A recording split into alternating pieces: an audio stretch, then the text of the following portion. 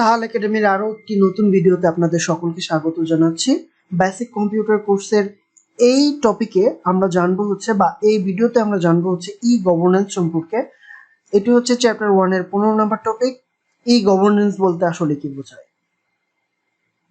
ই গভর্নেন্সের পুরো নাম হলো ইলেকট্রনিক গভর্নেন্স। ই গভর্নেন্স বলতে বোঝায় বেশিরভাগ সরকারি কাজ অথবা সেবা ডিজিটাল বা অনলাইনে করার বা পাবার ব্যবস্থা করা। যেমন সরকারি কেনাকাটার জন্য টেন্ডার বা দরপত্র আহ্বান করার জন্য বাংলাদেশে অনেক ক্ষেত্রে ইজিপি বা ইলেকট্রনিক গভর্নমেন্ট পারচেজ সিস্টেম ব্যবহার করা হয়। ই গভর্নেন্সের ফলে সরকারি কাজ দ্রুত হয়, অর্থাৎ মানুষের সময়, অর্থ ও শ্রম সাশ্রয় হয়। তাছাড়া দালালদের দৌরাত্ম এবং দুর্নীতি থেকে যেমন ঘুষের লেনদেন রোধ করা যায় যদি সফটওয়্যারের মাধ্যমে কাজ করা হয়। তাছাড়া তথ্য সংরক্ষণ এবং আদান প্রদান ও সহজ ও সাশ্রয়ী হয়, আর এর ফলে জবাবদিহিতা এবং স্বচ্ছতা নিশ্চিত করা যায়। ই গভর্নেন্সের গুরুত্ব কি? দেশের শাসন ব্যবস্থায় ও প্রক্রিয়ায় ইলেকট্রনিক বা ডিজিটাল পদ্ধতির প্রয়োগই হচ্ছে আসলে ই গভর্নেন্স। বাংলাদেশের সরকারি বা বেসরকারি সকল প্রতিষ্ঠানকে আধুনিক এবং যুগোপযোগী করার পাশাপাশি স্বচ্ছতা ও জবাবদিহিতা নিশ্চিত করার জন্য ই গভর্নেন্স অত্যন্ত গুরুত্বপূর্ণ, যা নিচে আলোচনা করা হলো। পূর্ব যে কোনো পাবলিক পরীক্ষার ফলাফল প্রকাশ করা হওয়ার 7 দিন পরেও আসলে দূরবর্তী গ্রামে অবস্থানরত শিক্ষার্থীরা তা কিন্তু জানতে পারতো না।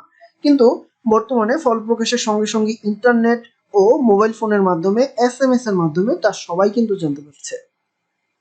ই গভর্নেন্সের জন্য বর্তমানে যে কোনো উচ্চ শিক্ষা প্রতিষ্ঠান সশরীরে ভর্তির আবেদন না করে শিক্ষার্থীরা ইন্টারনেট ও মোবাইল ফোনের SMS এর মাধ্যমে কিন্তু এই আবেদনের প্রক্রিয়াটা সমাধান করতে পারছে বা সম্পূর্ণ করতে পারছে।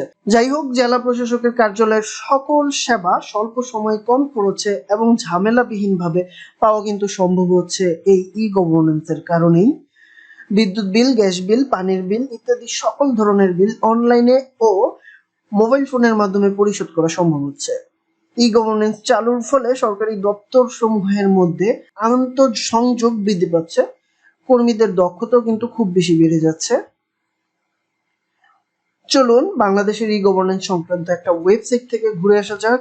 এটা হচ্ছে বাংলাদেশের ই গভর্নেন্স সংক্রান্ত একটা ওয়েবসাইট। এই ওয়েবসাইটে ঢুকলে কিন্তু বাংলাদেশের যত ধরনের সরকারি ওয়েবসাইট রয়েছে সেই ওয়েবসাইটগুলোর তথ্য এখান থেকে কিন্তু পাওয়া যাবে, লিঙ্কও পাওয়া যাবে। তো এখান থেকে আমরা একটা ওয়েবসাইটের লিস্ট দেখতে পাচ্ছি, যেখানে আসলে মন্ত্রণালয় বা বিভাগ থেকে কতটা ওয়েবসাইট করা রয়েছে এগুলো সব বাংলাদেশ সরকার কর্তৃক অফিসিয়াল ওয়েবসাইটের সংখ্যা এখান থেকে দেখতে পাচ্ছি।